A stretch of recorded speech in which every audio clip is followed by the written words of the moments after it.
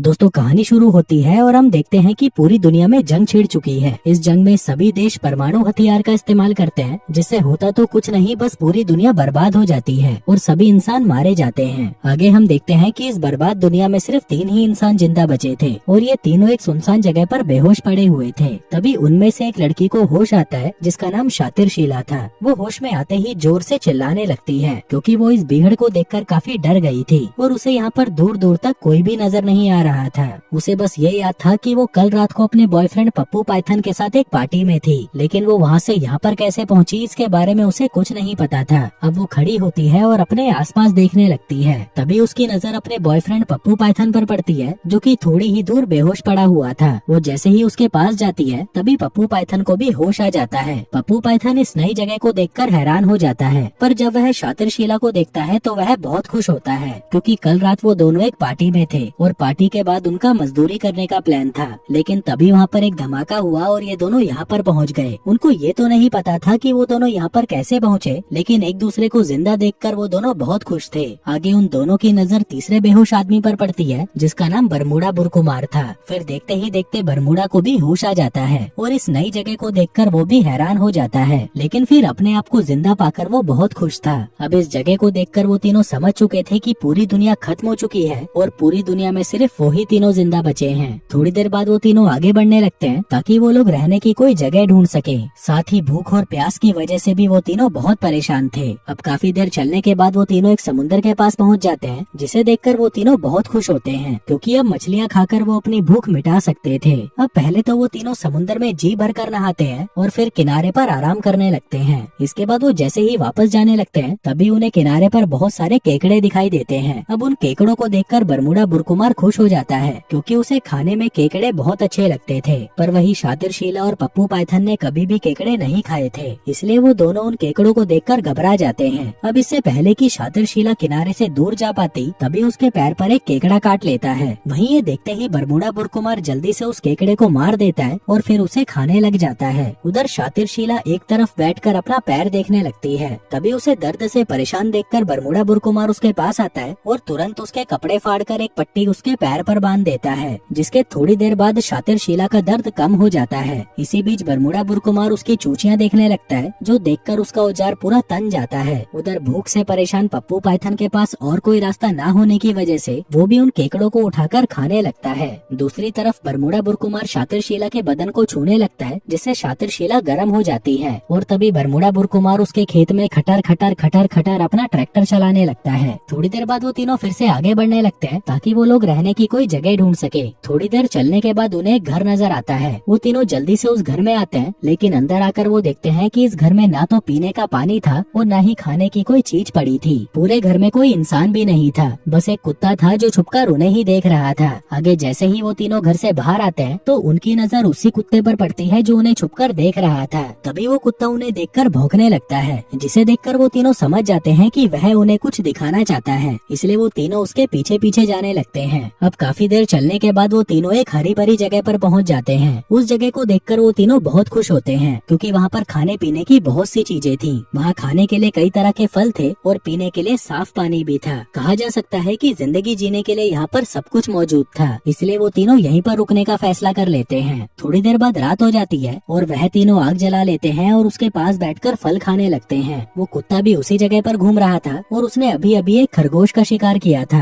वो उस खरगोश को नीचे रखकर भौंकने लगता है और वह तीनों उसकी आवाज सुनकर घबरा जाते हैं। उन्हें लग रहा था कि शायद जंगल में कोई खतरा है, इसलिए वो कुत्ता इतना भौंक रहा है। तभी बरमूडा बुरकुमार हिम्मत दिखाकर आगे बढ़ता है, पर जब उसकी नजर खरगोश पर पड़ती है तो वह उसे देखकर बहुत खुश हो जाता है। वो ये बात बाकी दोस्तों को भी बताता है कि कुत्ता हमारे लिए खरगोश लेकर आया है, जो देखकर वो तीनों भी बहुत खुश हो जाते हैं। दरअसल वो कुत्ता भी खरगोश का मांस खाना चाहता था, इसलिए वो उसे मार कर लाया था। जल्दी ही बरमूडा उस खरगोश को पकाता है और वह तीनों मिलकर उसे खाने लगते हैं। वहीं पास खड़ा कुत्ता उन तीनों को खाते हुए घूर रहा था और तभी शातिर शीला उसे कुछ मांस खाने को दे देती है। अब शातिर शीला को उस कुत्ते पर प्यार आने लगा था, इसलिए वह उसका नाम जॉनी जानवर रख देती है। अब खाना खाने के बाद बरमूडा बुरकुमार शातिर शीला को दबोच लेता है और वहीं उसके खेत में मजदूरी करना शुरू कर देता है। उधर वो कुत्ता भी उन दोनों की मजदूरी को एंजॉय कर रहा था। वहीं पप्पू पाइथन को भी मजदूरी करने का बहुत मन था, लेकिन शातिर शीला उसे अपनी गुलाबी दे ही नहीं रही थी, इसलिए वह दुखी होकर जंगल में चला जाता है। उधर 3 घंटे की भयंकर मजदूरी करके बरमूडा सो जाता है, जबकि शातिरशीला का मन अभी भी नहीं भरा था, इसलिए वो वहाँ पर पप्पू पाइथन को ढूंढने लगती है। जल्दी ही वो पप्पू पाइथन के पास पहुँच जाती है और उसे परेशान देखकर वो उससे पूछती है कि क्या हुआ, तुम उदास क्यों बैठे हो। पप्पू पाइथन कहता है कि तुम तो मेरी बंदी हुआ करती थी, तो अब इस बरमूडा के लिए तुम हर रात घोड़ी क्यों बन जाती हो, जबकि कायदे से तो तुम्हें मेरे लिए घोड़ी बनना चाहिए। अब पप्पू पाइथन की बातें सुनकर शातिरशीला समझ जाती है कि वो भी उसके खेत में मजदूरी करना चाहता है, इसलिए वो उसके सामने पूरी नंगी हो जाती है और पूरी रात अपने खेत में उसका बड़ा वाला औजार चलवाती है। वहीं वो कुत्ता भी उन दोनों की हरकतें देख रहा था, लेकिन उसे ये अच्छा नहीं लगता कि एक लड़की 2 आदमियों से अपनी पिंकी क्यों पिटवा रही है, इसलिए वह परेशान होकर वहाँ से चला जाता है। फिर अगले दिन वो दोनों आदमी काम करने लगते हैं, जबकि शातिरशीला कुत्ते के साथ नदी में नहा रही थी। आगे वो दोनों आदमी लकड़ियाँ काटने लगते हैं ताकि वो एक छोटा सा झोपड़ा बना सके।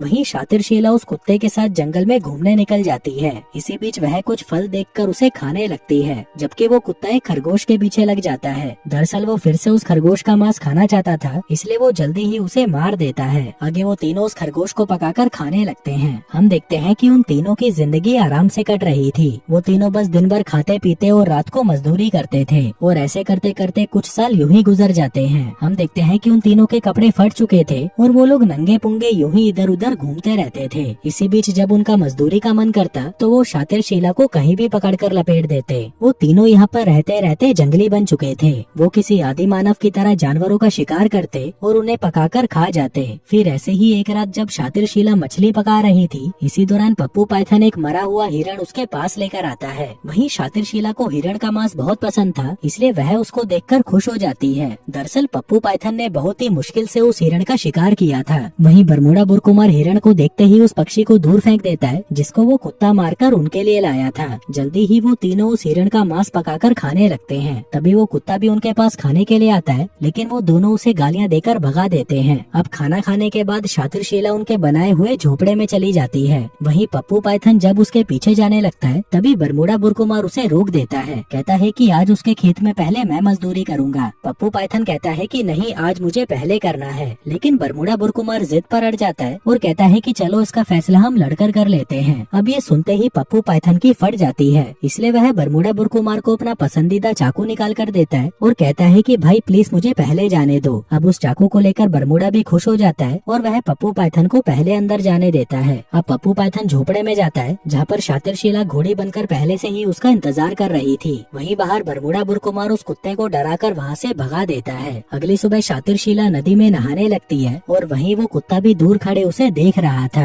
आगे नहाने के बाद वो झोपड़े में आती है, जहाँ उसे वो दोनों आदमी कहीं नजर नहीं आते। दरअसल वो दोनों शिकार पर गए हुए थे। तभी वहाँ पर वो कुत्ता आ जाता है और शातिरशीला पर भौंकने लगता है। वहीं शातिरशीला ये देखकर डर जाती है और वहाँ से भाग जाती है। फिर रात को जब वो दोनों आदमी वापस आते हैं तो उन्हें वहाँ पर शातिरशीला नंगी बैठी हुई मिलती है। वहीं वो कुत्ता भी उन दोनों पर भौंकने लगता है, जो देखकर बरमूडा बुरकुमार को गुस्सा आ जाता है और वह उस कुत्ते पर हमला कर देता है, लेकिन उसका निशाना चूक जाता है। तभी वो कुत्ता उस पर टूट पड़ता है और देखते ही देखते वो कुत्ता बरमूडा बुरकुमार को जख्मी कर देता है, जिसके बाद वो दोनों डरकर वहाँ से भाग जाते हैं। कुछ देर बाद पप्पू पाइथन वापस आकर उस झोपड़े में आग लगा देता है, क्योंकि उसे शातिरशीला पर बहुत गुस्सा आ रहा था। वहीं शातिरशीला और वो कुत्ता भी उसी झोपड़े में थे, लेकिन किसी तरह वो दोनों बाहर आ जाते हैं और तभी पप्पू पाइथन वहाँ से भाग जाता है। अब शातिरशीला को लगता है कि शायद ये काम बरमूडा बुरकुमार का है। उधर वो कुत्ता बरमूडा के पीछे पड़ जाता है, लेकिन तभी मौका देखकर बरमूडा उसके ऊपर हमला कर देता है और उसे मारने की कोशिश करता है। इसी दौरान पप्पू पाइथन भी वहाँ पर आ जाता है, जिसके बाद वो दोनों मिलकर उस कुत्ते को मार डालते हैं। वहीं उनका पीछा करते करते शातिरशीला भी वहाँ पर पहुँच जाती है और उसे पता चल जाता है कि इन दोनों ने मिलकर ही जॉनी जानवर को मारा है।